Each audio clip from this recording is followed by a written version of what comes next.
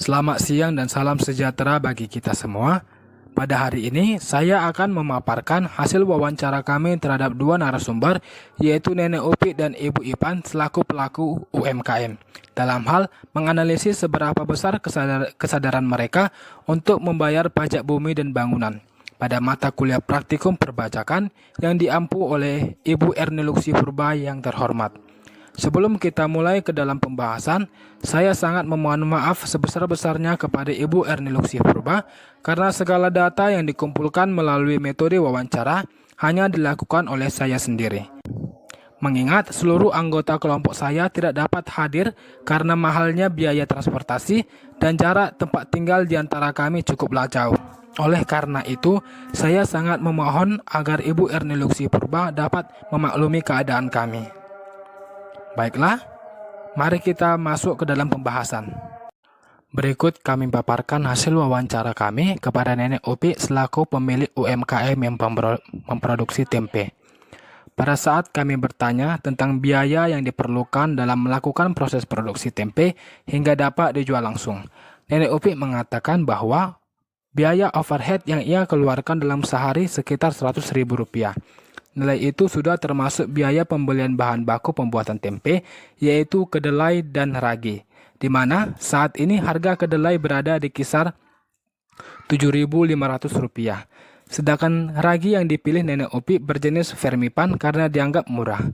Selain biaya overhead pabrik, Nenek Upi juga mengeluarkan biaya tenaga kerja langsung sebanyak Rp140.000 untuk dua pekerjanya, sehingga jika diakumulasikan segala biaya yang dikeluarkan guna menyelesaikan proses produksi sampai menghasilkan produk siap jual setiap harinya sebesar Rp240.000. Berdasarkan keterangan beliau, tempe yang dapat terjual dalam satu hari jika dijumlahkan menghasilkan angka sekitar Rp500.000, di mana Nenek Upi menghargai sebungkus tempenya sebesar Rp1.500. Kemudian, Nenek Upi bersama dengan kakek Yusufri menyediakan tempat khusus di samping rumah mereka, yang mana tanah itu sudah menjadi milik mereka sendiri.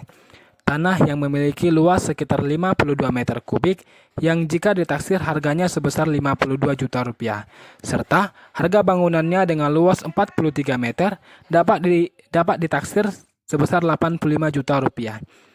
Dari beberapa informasi di atas, kita akan menggunakannya untuk menghitung berapa besar tarif pajak PBB milik Nenek Upi setiap bulannya. Perhitungan tarif PBB milik Nenek Upi. Pada tahap yang pertama, kita hitung terlebih dahulu nilai tanah dan bangunan beliau, di mana nilai bangunan sebesar Rp85 juta dan nilai tanah sebesar Rp52 juta. Kedua, kita harus menghitung NJOP. NJOP dihitung dengan menjumlahkan nilai jual tanah dan bangunan milik Nenek Upi, sehingga hasilnya sebesar Rp137 juta. Ketiga, kita mencari NJKP. Untuk mengetahui PBB, pertama kita cari dulu NJKP-nya. NJKP sama dengan 20% dikali Rp137 juta, sehingga didapatlah nilai sebesar Rp27.400.000. Pada tahap yang terakhir, kita menghitung PBB dengan cara mengalihkan 0,5% terhadap Rp27.400.000, sehingga didapatlah PBB terutang milik Nenek Upi per bulannya sebesar Rp137.000. Kemampuan Nenek Upi dalam membayar PBB. Keuntungan bersih yang diperoleh Nenek Upi hanya sebesar Rp120.000 dalam sehari. Nilai itu bahkan tidak cukup untuk memenuhi segala kebutuhannya, apalagi membayar pajak bumi dan bangunan, tutur Nenek Upi ketika diwawancarai. Kemudian, pada tahun 2020, Nenek Upi mengaku sedikit cemas karena kenaikan kedelai yang setiap bulannya mengalami peningkatan harga, yang membuat Nenek Upi menerapkan sistem produksi tempe secara berkala, di mana biasanya setiap 5 hari sekali, Nenek Upi dapat mengolah 26 kg kedelai dan sampai akhir tahun 2020 hanya berhasil memproduksi sekitar 20 kg kedelai saja. Tidak hanya itu, akibat adanya pembatasan sosial di tengah masyarakat, membuat jumlah konsumen tempe olahan Nenek Upi mengalami penurunan yang drastis, sehingga keuntungan yang didapat pun tidak semaksimal yang biasanya. Namun, Walaupun tengah berada di antara berbagai masalah yang datang ke dalam kehidupan Nenek Opi, beliau mengaku tetap lancar dan taat untuk membayar pajak, baik pajak PBB maupun yang lainnya, karena ia percaya bahwa uang yang ia setor kepada negara dalam bentuk iuran wajib akan kembali ia rasakan melalui sarana dan prasarana yang diberikan oleh pemerintah. Narasumber yang kedua ada Ibu Ipan selaku pemilik UMKM yang membuka usaha grosir. Berbeda halnya dengan Ibu Ipan, ketika sedang diwawancarai oleh peneliti, Ibu Ipan mengatakan bahwa pengeluaran-pengeluaran rutin yang mereka lakukan didominasi untuk membeli beberapa kilogram beras, gula, dan garam serta produk lainnya yang mereka beli dari Indogrosir yang ada di Marindal.